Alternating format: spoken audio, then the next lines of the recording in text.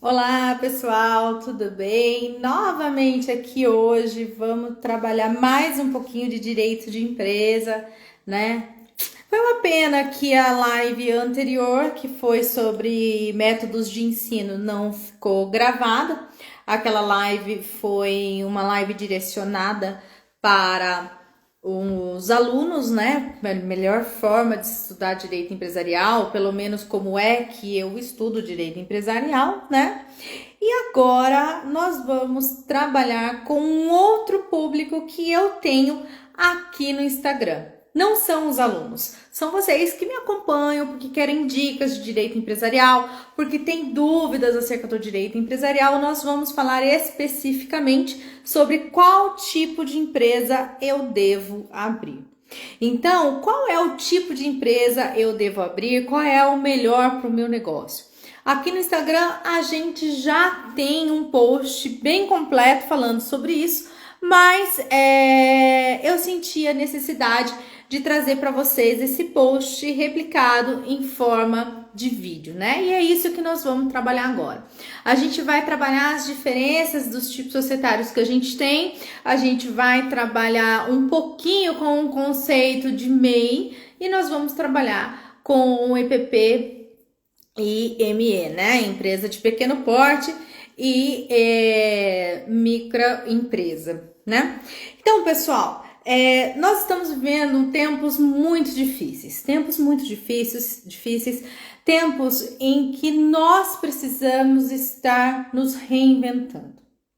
E não foi difícil, não é difícil você encontrar no seu círculo de amizade, com as pessoas próximas que você tenha algum tipo de contato, que durante a pandemia houve a necessidade de se reinventar, de buscar uma alternativa para o sustento.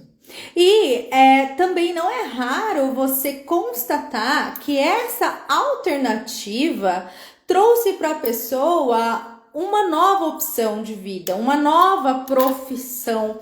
Essa pessoa se encontrou de tal forma nesse novo modelo de vida profissional, nesse novo modelo de negócio que surgiu com a pandemia, que fez com que ela desse realmente uma guinada na vida e que fazesse, né, que criasse uma nova proposta, uma nova empresa, uma nova profissão. E aí, algo que poderia ter sido a princípio como passageiro, como temporário, se tornou algo definitivo. E quando nós trazemos para a nossa vida profissional algo definitivo, a gente tem que ter em mente que nós precisamos estar em acordo com a nossa legislação. Isso por quê? Porque, de acordo com o tipo de empreendimento, de acordo com o tipo de atividade que a gente desenvolve, o ordenamento jurídico e empresarial, não só ele, tá? Mas também o tributário, o trabalhista, mas vamos falar de empresarial apenas. O ordenamento jurídico empresarial nos traz possibilidades diferentes para que a gente possa ter mais acesso a determinadas facilidades, a determinados incentivos governamentais, fazendo com que essa jornada na constituição, na profissionalização da sua nova atividade seja muito mais branda, muito mais tranquila, muito mais fácil e, ao mesmo tempo, muito menos burocrática. Aliás, abrindo um parênteses aqui, né? Nós sabemos que o nosso país é um dos países que tem um ordenamento jurídico mais rebuscado, mais cheio de burocracia, principalmente quando o assunto é a abertura de empresa, né? Isso é um fato. Então, se você é essa pessoa que está aí se descobrindo como um empreendedor, se está se redescobrindo como profissional, você pode ter tido em algum momento a dúvida de qual tipo societário, qual tipo de empresa é melhor e vai acolher as minhas necessidades com mais tranquilidade, menos burocracia, mais facilidade, maior acesso a crédito, enfim, essa pode ter sido a sua grande dúvida.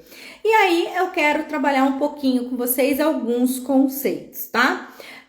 Primeiro, nós temos como tipo societário clássico a sociedade limitada. Para quem é a sociedade limitada? A sociedade limitada é aquele tipo de sociedade, aquele tipo de empresa que vai acolher duas pessoas ou mais que decidam empreender juntas, que decidam constituir um negócio em sociedade. O grande benefício da sociedade limitada é que ela traz, como o próprio nome diz, a responsabilidade limitada pelas obrigações sociais. Isso significa que a partir do momento que há o registro na junta comercial do ato constitutivo que está formando a limitada, nós temos a separação patrimonial. E aí, a grosso modo, para que você entenda, aquilo que é constituído como patrimônio da empresa, da sociedade que está sendo constituída, vai responder pelas suas obrigações. E aquele patrimônio que era do sócio enquanto pessoa física vai permanecer como patrimônio separado, patrimônio do sócio, que não tem nenhum tipo de relação com a empresa.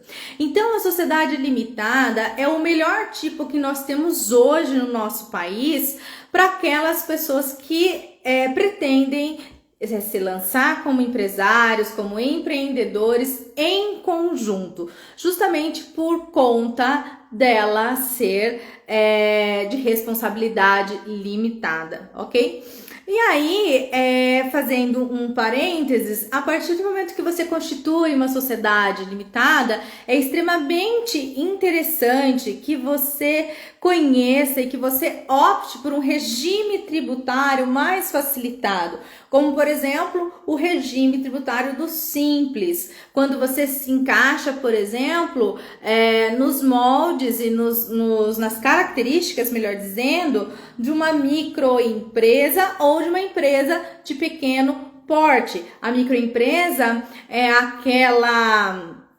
empresa que pode ser sim uma sociedade limitada, mas que tem aí um faturamento bruto de até 360 mil reais. E a empresa de pequeno porte, aquela que tem um faturamento de 364 milhões e 800. Não são ME e EPP, gente, não são tipos de empresa, mas sim regimes tributários facilitados que permite, então, a condução da atividade empresarial num viés tributário muito mais facilitado do que se você não fizer nenhum tipo de opção por um regime tributário mais facilitado, ok? Então, para aquele que decide empreender em conjunto, naturalmente, a sociedade limitada é a melhor opção que nós temos no nosso ordenamento jurídico. Não à toa, né, gente, que ela constitui 99% das empresas abertas no nosso país. Mas e aquela pessoa que se descobriu empreendedor sozinho? Aquela pessoa que, por conta da pandemia ou mesmo antes da pandemia, teve um insight e conseguiu modificar as suas relações profissionais a ponto de constituir uma nova profissão. E essa pessoa, será que o nosso ordenamento jurídico nos traz opções viáveis? Sim, nós temos algumas opções. Essa pessoa que decide empreender sozinho, ela pode constituir uma EIRELI, que é uma empresa individual de responsabilidade limitada. Ela pode lançar a sua atividade através de empresário individual, ela pode, dependendo da atividade, se ela estiver relacionada, se constituir como microempreendedor individual, microempreendedor individual, o famoso MEI, e também ela pode sim constituir uma sociedade limitada, só que desta vez uma sociedade limitada unipessoal. Tá? Quais são as diferenças entre todos esses tipos, entre todas essas que eu trouxe para vocês? Todas essas categorias, todas essas formas diferentes de exercício de atividade empresarial.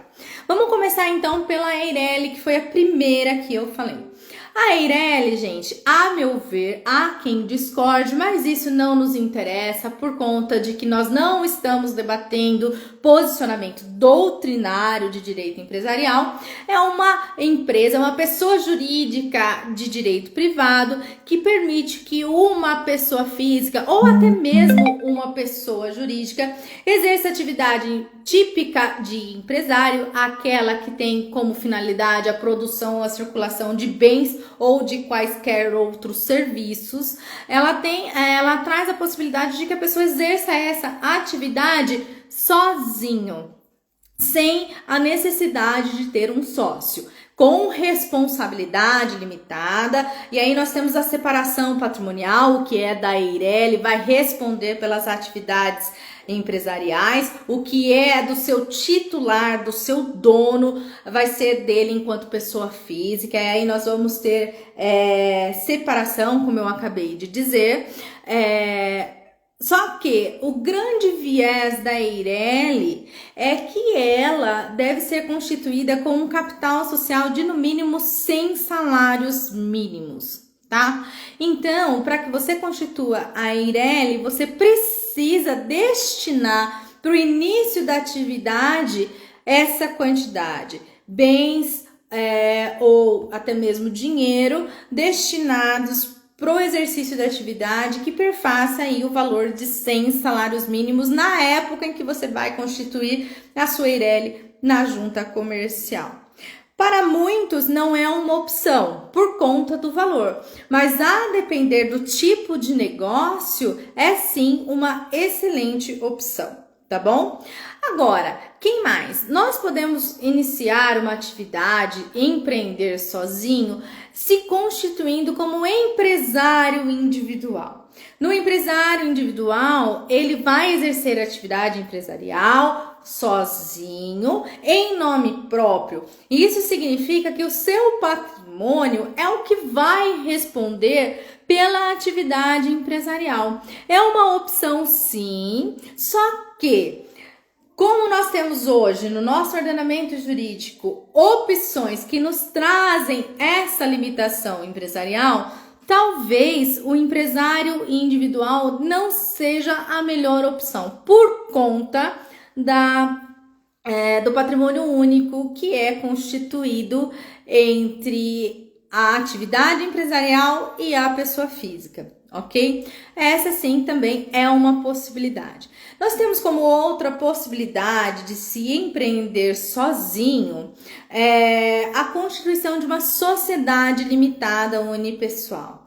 E aí eu trago para vocês essa também como a melhor opção. A melhor opção, por quê? Porque você vai empreender sozinho, você não vai precisar constituir uma empresa com um sócio, você vai gerir sozinho o seu negócio, o seu empreendimento, e você vai ter aí a separação patrimonial, aquilo que é da empresa, o patrimônio constituído que é da empresa será da empresa, e aquilo que é da pessoa física enquanto sócio dessa limitada unipessoal será dela.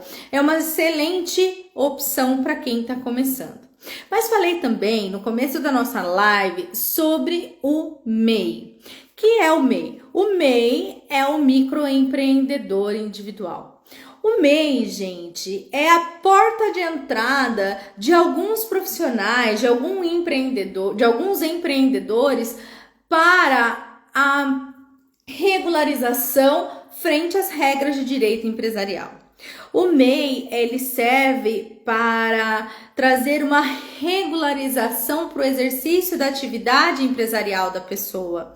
E pelo MEI, nós temos que a pessoa que tem um rendimento de até R$81 mil poderá requerer a sua inscrição enquanto microempreendedor individual e aí terá acesso a alguns incentivos governamentais, justamente por conta do fomento à economia, justamente por conta do incentivo ao empreendedorismo.